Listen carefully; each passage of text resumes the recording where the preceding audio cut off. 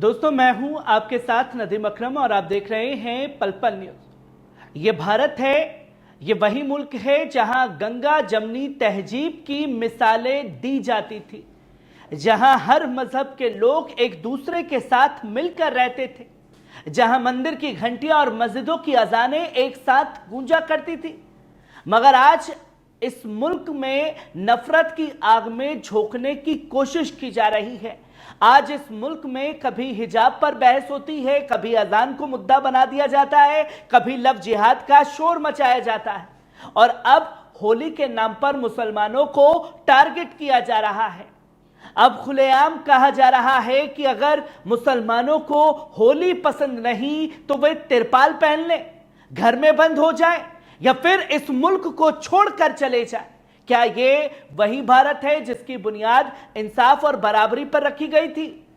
ये वही मुल्क है जो अपने सेक्युलरिज्म के लिए जाना जाता था? अब जरा सोचिए, उत्तर प्रदेश सरकार के मंत्री खुजरात सिंह मुसलमानों को कह रहे हैं कि भैया अगर होली के रंगों से बचना है तो तिरपाल, पॉलिथीन या हिजाब पहनकर निकले मर्द। यदि आप सरकार तय करेगी कि क्या किया जाए। और सिर्फ इतना ही नहीं, मंत्री साहब कहते हैं कि अगर किसी को होली पसंद नहीं तो उसके पास 3 ही रास्ते हैं, या तो जेल जाओ, या प्रदेश छोड़ो, या फिर यमराज के पास चले जाओ। यानी यह सरकार अब मुसलमानों को खुलेआम धमका रही है, या तो हमारे हिसाब से जियो नहीं तो आपको मिटा दिया जाएगा। क्या यह लोकतंत्र है? क्या यह संविधान है? क्या अब सरकार हमें बताएगी कि कब बाहर निकलना है मुसलमानों को, कब घर के अंदर बंद रहना है?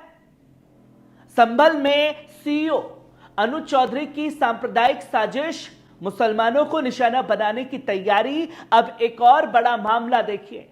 संभल के सीईओ अनुज चौधरी जो एक पुलिस अधिकारी हैं मगर बात एक कट्टर हिंदू नेता की तरह कर रहे हैं।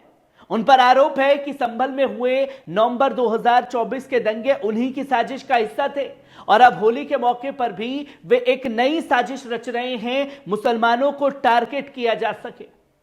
अब सवाल यह है कि अगर एक पुलिस अधिकारी ही सांप्रदायिक भाषा बोलेगा तो फिर इंसाफ की उम्मीद किससे करें? क्या यूपी पुलिस सिर्फ मुसलमानों को मजहब की हिफाजत कर रही है? इंडियन यूनियन मुस्लिम ने साफ कहा कि संभल में नहीं हटाया गया इस पुलिस ऑफिसर को तो यह खतरनाक साजिश मुसलमानों के खिलाफ रच सकता है। सरकार इस अफसर को हटाए या फिर उसकी पीठ थपथपा रही है। अब जरा इस तस्वीर का दूसरा पहलू भी देखिए, जहां एक तरफ सरकारी नेता और अफसर मुसलमानों को भड़काने में लगे हुए हैं, वहीं दूसरी तरफ उलेमा अमन और भाईचारे की अपील भी कर रहे हैं। अब सहारनपुर के मशहूर उलेमा मौलाना कारी इसहाक गौरा ने मुसलमानों से अपील की कि वे होली के दिन संयम और अमन बनाए रखें, नजदीक मस्जिद में नमाज अदा करें और किसी फितने से बचें। मौलाना का कहना है कि हमारे किरदार से ही हमारी पहचान बनती है, हमें इस्लामी तालीमात को बेहतरीन नमूना पेश करना चाहिए और किसी भी गलतफहमी का हिस्सा नहीं बनना चाहिए। मगर सवाल यह है कि जो लोग नफरत फैला रहे हैं उन पर सरकार की कोई कार्रवाई क्यों नहीं हो रही? अब सवाल यह उठता है कि क्या यह सरकार मुसलमानों के खिलाफ, नफरत फैलाने वालों के खिलाफ कोई कार्रवाई करेगी? क्या खुजरात सिंह को उनके जहरीले बयान पर बर्खास्त किया जाएगा या पीठ थपथपाई जाएगी?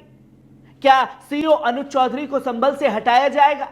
क्या एएमयू को बदनाम करने और मुसलमानों को उकसाने की साजिशें रोकी जाएंगी? मगर सच यह है कि इस सरकार से इंसाफ की उम्मीद रखना बेमानी है, क्योंकि सरकार खुद इन लोगों को बढ़ावा दे रही है ताकि हिंदू मुसलमान को आपस में लड़वाया जा सके। दोस्तों, अब वक्त आ चुका है कि इस साजिश को समझा जाए। हमें किसी बहकावे में नहीं आना है, हमें इस नफरत की सियासत को बेनकाब करना है। हमारी मस्जिदों पर हमला हो, हमारे त्योहारों को बदनाम किया जाए, हमारी अजान पर सवाल उठाए जाए, हमारी शरीयत को निशाना बनाया जाए, ये सब कुछ एक बड़ी साजिश के तहत हो रहा है। मगर यह मत भूलिए कि यह देश हमारा भी उतना ही है जितना किसी और का।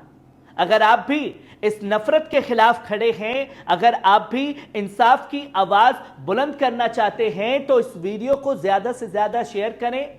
मैं नदीम अकरम, आप देख रहे थे पल पल न्यूज। सच बोलते रहिए, नाइंसाफी के खिलाफ खड़े रहिए, क्योंकि हक की आवाज को कोई दबा नहीं सकता। शुक्रिया।